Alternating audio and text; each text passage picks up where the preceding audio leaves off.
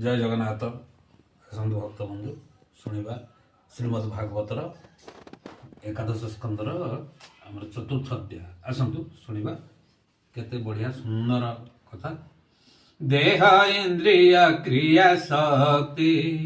Jar निश्वास प्रकाशन्ति प्रथमे राजो गुण धारी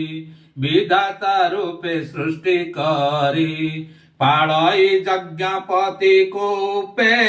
द्विजंक धर्म रक्षा कल्पे ईश्वर रूपे तम गुणे कराई सृष्टि संहरणे ए गुणमय निराकार एणु तृतीय रूपतार पूर्वे जे दक्ष प्रजापति तार दोहिता नाम मूर्ति धर्मर पत्नी से जुकते विष्णु ताहार गर्भ गते अरूपे होई रूप राशि से नर नारायण ऋषि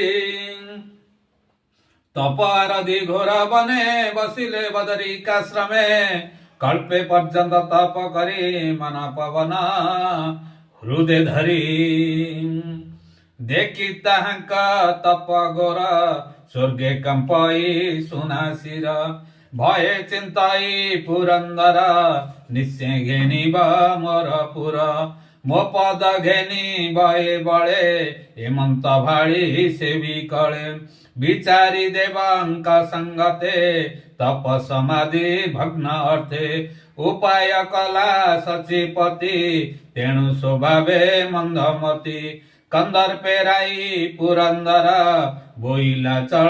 मंचपुर पवन बसंत पवन को चाहे बोलाई संगे चल तोही तुत स्वभावे सीता मंद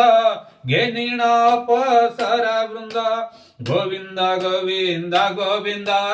पदुगळुची मकरंद गोविंद गोविंद गोविंद पदुगळुची मकरंद बोलंद कुवार हरि बोला।